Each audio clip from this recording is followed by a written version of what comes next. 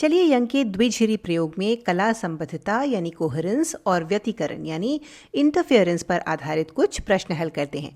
तो हमारे पहले सवाल में हमारे पास दो कला संबद्ध यानी कोहेरेंट स्रोत हैं S1 और S2 और एक बिंदु P जो S1 और S2 खंड के लंबवत द्विभाजक यानी परपेंडिकुलर बाइसेक्टर पर स्थित है, जिसका अर्थ है कि यह S1 और S2 के केंद्र में है। तो प्रश्न ये है कि इन दोनों प्रकाश तरंगों के बारे में कौन से तथ्य निश्चित रूप से सही हैं। हमारे पास 5 विकल्प हैं जिनमें एक से अधिक सही हो सकते हैं। तो वीडियो को पहले यहाँ पॉज करें और इस सवाल को एक बार खुद से हल करने की कोशिश करें।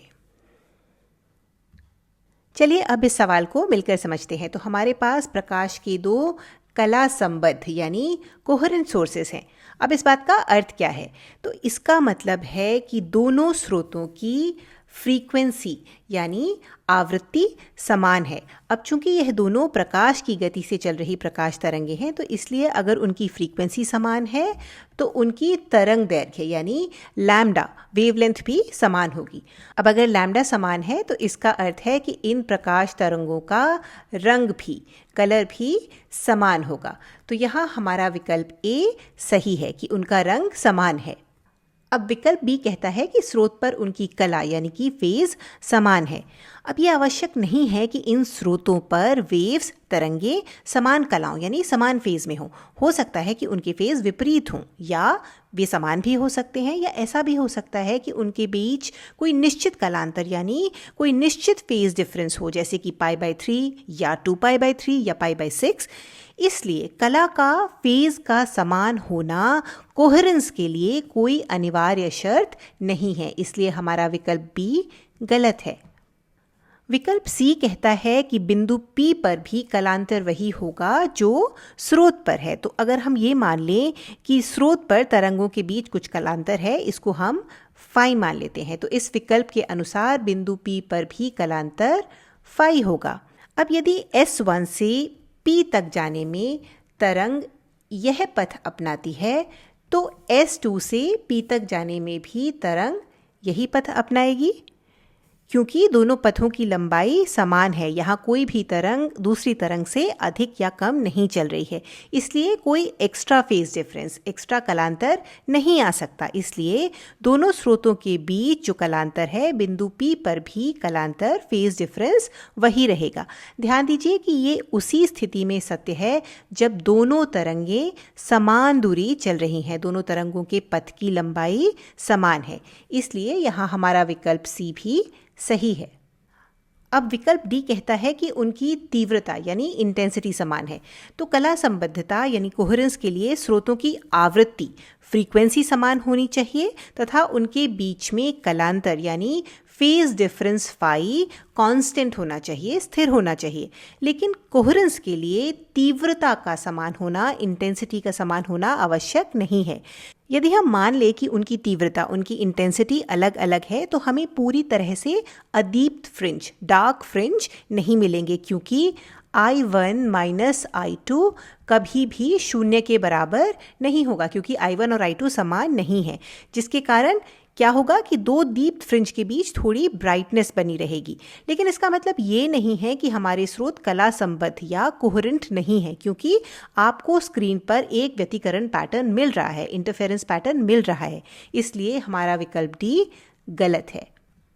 अब विकल्प ई कहता है कि बिंदु P पर तरंगे समान कला में है, समान फेज में है। ये कुछ विशेष परिस्थितियों में सही हो सकता है, लेकिन कोहेरेंस के लिए ये एक अनिवार्य शर्त नहीं है। बस दो अनिवार्य शर्तें हैं कि स्रोतों की फ्रीक्वेंसी समान होनी चाहिए और उनके बीच कलांतर यानी फेज डिफरेंस स्थिर होना चाहिए, कांस्टेंट होना चाहिए। इसलिए हमारा विकल्प ई भी गलत है। तो इस प्रश्न में हमारे सही उत्तर विकल्प ए और सी हैं।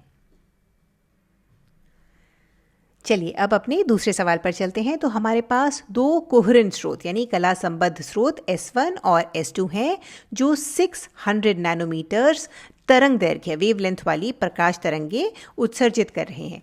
स्रोतों पर तरंगों के बीच कलांतर यानी फेज डिफरेंस π/3 है और उनमें बिंदु P पर संपोषी व्यतिकरण यानी कंस्ट्रक्टिव इंटरफेरेंस हो रहा है।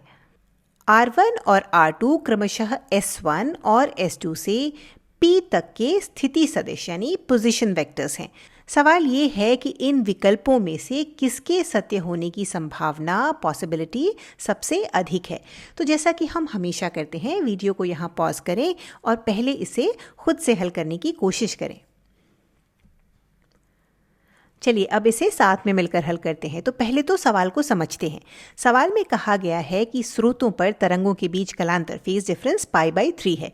तो ये कलांतर क्या दर्शाता है? हम इसे तरंग दैर्घ्य वेवलेंथ के पदों में समझ सकते हैं, क्योंकि इससे हमें इन दो स्रोतों से आने वाली तरंगों को चित्रित करने में मदद मिलेगी।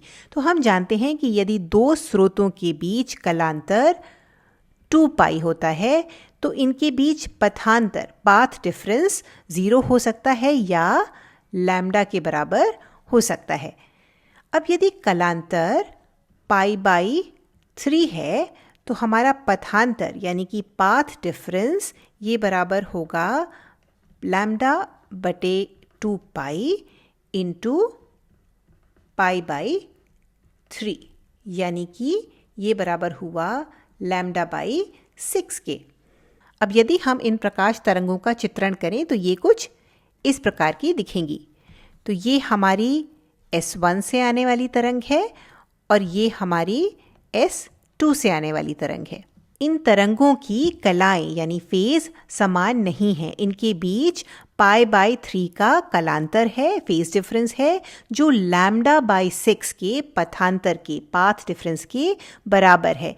इसका मतलब है कि इन दोनों तरंगों के शीर्षस्थ बिंदुओं के बीच की दूरी, पीक्स के बीच की दूरी λ/6 होगी। तो ये दूरी हमारी λ/6 है। ऐसे ही हमारी ये दूरी भी λ/6 है और हमारी ये दूरी भी λ/6 है। अब मान लीजिए कि इस स्थिति में हम यहाँ पर एक स्क्रीन लगाते हैं और ये हमारा बिंदु P है। हम देख सकते हैं कि S1 से आने वाली तरंग अपने शीर्षस्थ बिंदु पर है, अपने पीक पर है, लेकिन S2 से आने वाली तरंग अपने पीक पर नहीं है। इसलिए हमें यहाँ इस बिंदु P पर संपोषी व्यतिकरण कंस्ट्रक्टिव इंटरफेरेंस नहीं मिलेगा, क्योंकि हमारी पीक्स मैच नहीं कर रही हैं। यदि दोनों तरंगें स्रोत से समान दूरी तय कर रही हैं तो हमें यहाँ बिंदु P पर संपोषी व्यतिकरण कंस्ट्रक्टिव इंटरफेरेंस नहीं मिल रहा है, क्योंकि पीक्स ओवरलैप नहीं कर रही, वे अतिव्याप्त नहीं हो रही। तो इस स्थिति में यदि एक तरंग थोड़ा अधिक यात्रा करे या दूसरी तरंग थोड़ी कम चले तो हो सकता है कि ये पीक्स ओवरलैप कर सकें और हमें कंस्ट्रक्टिव इंटरफेरेंस मिल सके। इसे एक चित्र के माध्यम से समझते हैं। तो ये हमारी S1 से आने वाली तरंग है और ये हमारी S2 से आने वाली तरंग है, और जो हमारा पर्दा है वो यहाँ पर है। तो इस स्थिति में हम देख सकते हैं कि पीक्स ओवरलैप नहीं कर रही हैं और कंस्ट्रक्टिव इंटरफेरेंस नहीं हो रहा है। अब यदि हमारी S2 से आने वाली तरंग थोड़ी अतिरिक्त दूरी तय करती है, यानी ये लाल तरंग थोड़ी अतिरिक्त दूरी तय करती है कुछ इस तरह से, तो हम देख सकते हैं कि इस स्थिति में जो हमारी पीक्स हैं वो ओवरलैप कर जाएंगी और बिंदु P पर कंस्ट्रक्टिव इंटरफेरेंस होगा। तो यहाँ क्या हुआ?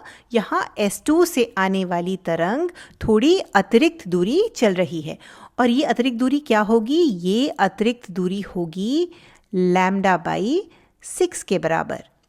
तो यही वह अतिरिक्त दूरी है जिसे S2 से आने वाली तरंग को तय करना होगा ताकि पीक्स मैच कर सकें और संपोषी व्यतिकरण कंस्ट्रक्टिव इंटरफेरेंस हो सके। तो यदि हम यहाँ देखें तो ये दूरी भी λ/6 थी और पीक्स के ओवरलैप करने के लिए S2 से आने वाली तरंग को यही दूरी अतिरिक्त चलनी पड़ेगी, एक्स्ट्रा चलनी पड़ेगी। लेकिन यह दूरी λ/6 हो ऐसा आवश्यक नहीं है, क्योंकि यदि यह बिंदु इस बिंदु से ओवरलैप कर जाता है तो भी हमें संपोषी व्यतिकरण कंस्ट्रक्टिव इंटरफेरेंस मिलेगा। और ऐसा कब होगा? तो इस स्थिति के लिए S2 से आने वाली तरंग को λ/6 के साथ साथ लैम्डा दूरी और अतिरिक्त तय करनी होगी ताकि ये पीक्स ओवरलैप कर सकें। इसी तरह यदि हम इस तरंग को और आगे बढ़ा दें तो एक और श्रृंग यानी क्रेस्ट मिल जाएगा जो इस बिंदु से ओवरलैप कर सकता है। उसके लिए यह अतिरिक्त दूरी λ/6 + 2 लैम्डा होगी, और ऐसे ही हम और आगे भी जा सकते हैं। चलिए अब हम अपने सवाल पर वापस आते हैं।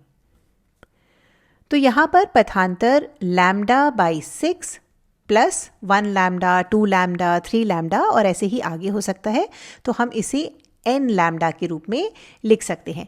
अब लैम्डा का मान 600 नैनोमीटर्स है, तो 600 इसे हम 6 से भाग देंगे, यानी 100 प्लस 600 n, तो 100 में 600 n जुड़ता चला जाएगा।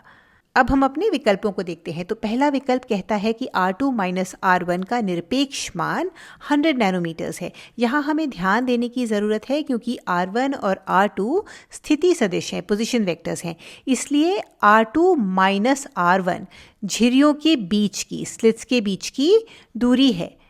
ये हमें सदिशों को घटाने के नियम से पता है। ये तरंगों के बीच पथांतर नहीं है, इसलिए विकल्प ए को और सी को, इन्हें हम पहले ही हटा सकते हैं, तो बचते हैं बी, डी और ई। अब हम अपने विकल्प बी को देखते हैं जो कहता है mod R2 minus mod R1 ये बराबर है 700 नैनोमीटर्स की। और ये सही है क्योंकि यहाँ पर यदि हम n का मान 1 प्रतिस्थापित करते हैं तो हमें पथांतर पाथ डिफरेंस 100 प्लस 600 यानी 700 नैनोमीटर्स मिलता है। तो ये विकल्प हमारा सही है। अब बचे हमारे विकल्प डी और ई जो कि गलत हैं क्योंकि ये मान संभव ही नहीं है, क्योंकि यहाँ पर हम n का चाहे जो भी मान ले लें, अंतिम पथांतर, अंतिम पाथ डिफरेंस 100 का पूर्णांक गुणज होगा, इंटीजर मल्टीपल होगा। ये 100 हो सकता है, 700 हो सकता है। अगर हम n को 2 मान लेते हैं तो ये 1300 हो जाएगा। अगर हम n को 3 मान लेते हैं तो ये 1900 हो जाएगा। लेकिन ये 100 का इंटीजर मल्टीपल ना हो, ये संभव नहीं है, इसलिए हमारे विकल्प डी और ई गलत हैं।